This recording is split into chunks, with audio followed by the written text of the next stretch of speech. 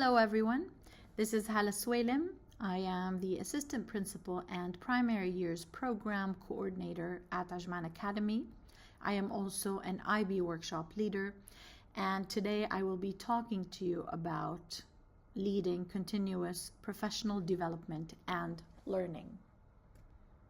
I would like to start with this quote by Michael Fullan that I think summarizes the whole purpose of professional development in schools. And it says, professional development is the most powerful tool to improve teachers' knowledge, skills, and practices. When teachers stop learning, so do students.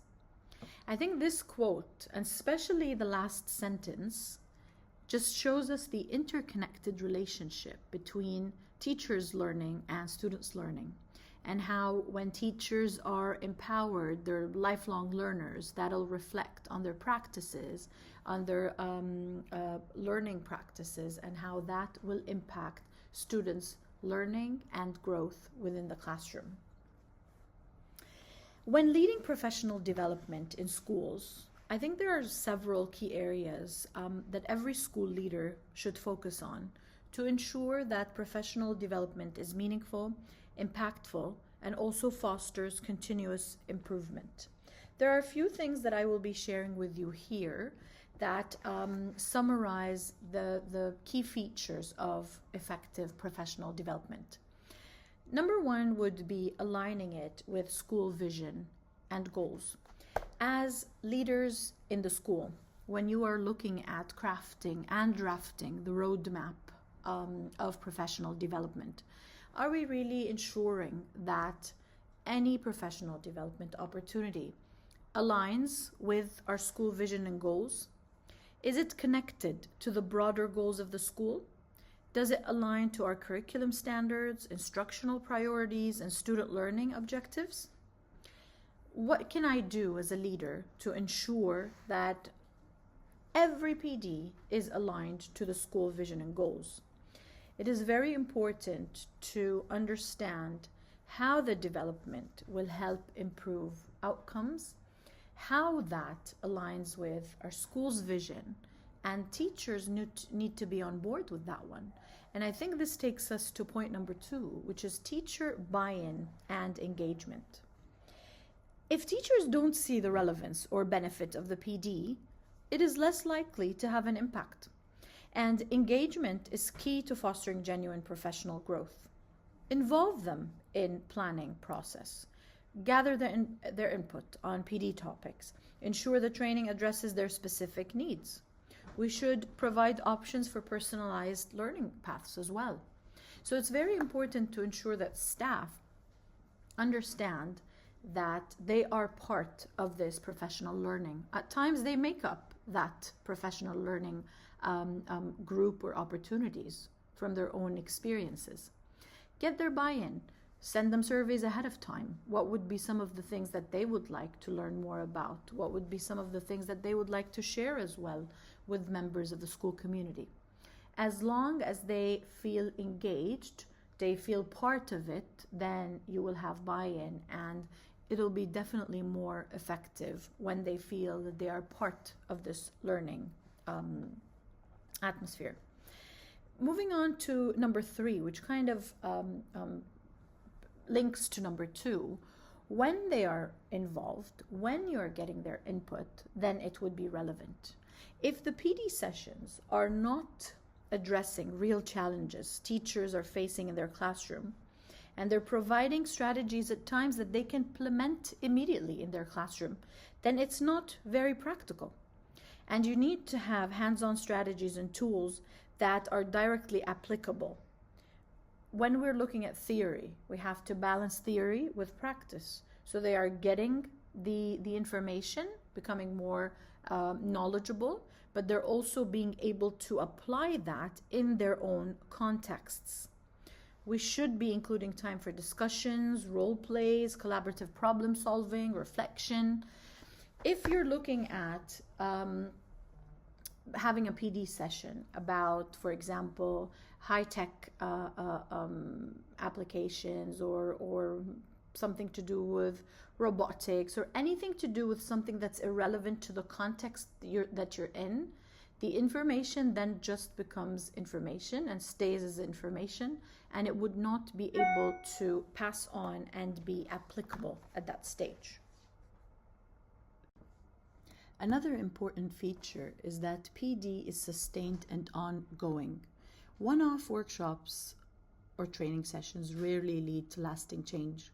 Continuous and ongoing PD ensures that teachers can build on their learning over time. We need to structure PD as part of a long-term plan, offer follow-up sessions, which is very important in ensuring that there's continuity and we're holding people to account. Coaching or peer collaboration is also very important to reinforce learning and implementation. We should encourage continuous feedback and reflection so it's a continuous cycle rather than a one-off event. We're looking at number 5, which is fostering collaboration and professional learning and ensuring that we have professional learning communities within our schools. Teachers learn best when they collaborate with peers. Sharing experiences and best practices in a collaborative environment definitely accelerates learning. We should create opportunities for teachers to work in professional learning communities, engage in peer conversations. They should also be given a chance to lead workshops, and then when we do all of this, only then you will be able to establish a culture where collaboration is a norm and it's not just an expectation. Or it is an expectation as well. It's not maybe an exception. It's something that is very normal. This is the culture, and we are always promoting that. Differentiation for teachers' needs. As we're always advocating for differentiating for students, it is also very important to differentiate for teachers. Why does that matter? Because teachers are at different stages of their professional growth. They're not all at the same level. Some may need foundational support, while others seek advanced learning or leadership roles. We should tailor PD as much as possible to ensure that it's varying needs by providing different levels of learning or offering choice in how teachers learn best. Some could be looking at, for example, online modules, while others are researching, others are attending workshops, some are leading, some are mentoring. So you're giving that variety and enhancement within.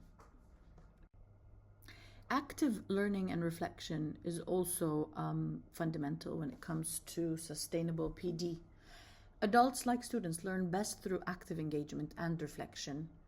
Just listening to lectures or presentations for hours will not create deep learning. And I think we're aware of that as well as teachers and as leaders, that it has to go beyond the information bit and more into the practicality of workshops to be able to incorporate active learning methods such as discussions, case studies, simulations, group problem solving, reflection charts, and then just following up with reflective practices that encourage teachers to consider how they will apply this next. What are the next steps? How will this impact my own learning and teaching methods, which is very important.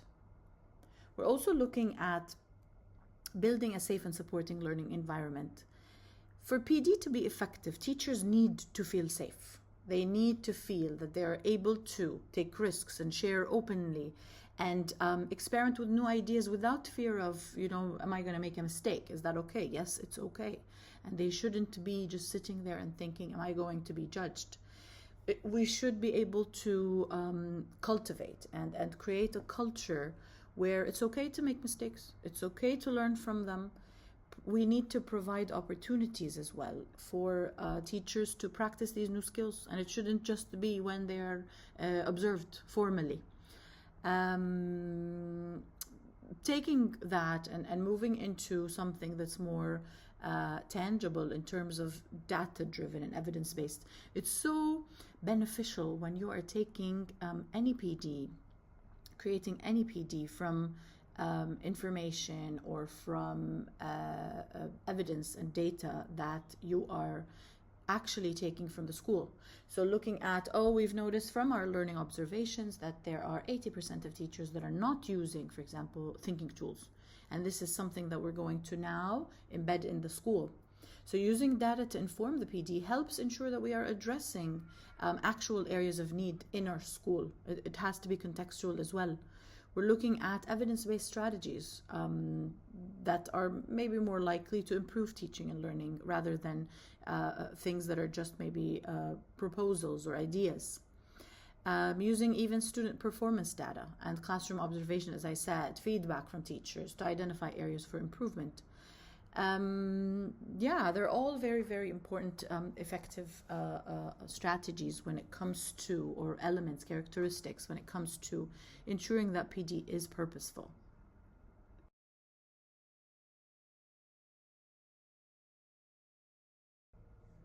Just looking at a few PD session ideas for you to be able to plan with your staff. Some of them are session study groups, where teachers get together, they collaborate, they reflect and talk about teaching practices through shared experiences. So they're just sitting together, they're sharing experiences, and it does promote reflection, it does promote collaboration, which are two key things when it comes to PD sessions. We're also looking at peer observations and feedback cycles, which is, I think, sometimes underestimated. And I think it is so important for teachers to be able to go into each other's lessons, to observe best practices, maybe see things that from a different perspectives, where they are reflecting on their own practice, something that they've done well or didn't do so well, and why this works, why this didn't work. Sometimes when you're thinking about things critically, it gives you a different perspective than when you are the one teaching and leading, and then you can take that back and think about your own practices again from different angles, but also learning from positive things that you're seeing, and it just moves it away from that formal type of learning observation into more of peer collaboration, peer feedback, and peer learning. Another one is book study or professional reading groups, where teachers are meeting together to collaborate again and read research-based topics and strategies, and then you're learning from that, which is quite important. It fosters very deep conversations between staff members and take them to the next level. Flipped PD sessions are, instead of bringing staff to a PD and then gaining new perspective within the PD, you share some reading material with them ahead of time. They read it ahead of time, and then when they are coming into the session, they are the ones kind of sharing their feedback, sharing their learning, and driving the conversations and the questions, which is quite helpful, and it saves a lot of time. We also have collaborative curriculum mapping, which I think most schools are doing or should be doing, and it does promote consistency. It reduces overlap between, if you have specialists, homeroom teachers, even in terms of grade levels and school sections like primary and secondary. It's quite helpful in closing the gaps between them. You can also get a cohesive learning where it's not just focused on one aspect, one subject, one teacher, but it's more of a holistic, cohesive approach to ensuring that it's all conducive and collaborative. Mindfulness and well-being for teachers is as important as any informative session. I think prioritizing their mental health is 100% worthy and valuable. It does build resilience. It does build feeling fulfilled, feeling valued, but also gives them a chance to connect with one another on a different level rather than just on a formal level when it comes to strategies or anything like that. When it's more topic-based, this is more, it allows them to connect, which is quite important when it comes to building relationships as well. We're also looking at creative teaching methods, inquiry-based, project-based learning, So it's all about critical thinking, engagement. You're looking at a case study, you're analyzing that, you're doing moderation, you're also analyzing that, you're thinking creatively of how could I do this. It's all project-based, very inquiry-based. So they are not getting the information from you, rather they are constructing it with you throughout the session. We also have coaching and mentoring programs, so they are personalized to support certain teachers that need to grow in areas where other people have strength in. It supports teachers' well-being as well by ensuring that I'm here, there's somebody supporting me along the way, I'm not alone, and it's okay if there's something that I don't know. We also have data-driven instruction as well. So using data to drive the instruction is something that we already talked about in the techniques, but it's quite helpful because you can pinpoint areas for development and improvement within your own context, and it could be grade level based, it could be whole school based, it could be subject based. You will enable, I think, very targeted goals. So it will not be more on a generic note, but rather on a specific achievable goal. Probably one of the most effective PD opportunities or sessions that I find helpful is sharing best practice PDs. Sharing best practice PDs is highly, highly effective when it comes to professional development because you are utilizing the strengths that you have within your school and you are extending and enhancing other teachers' strengths without the need of any external expertise.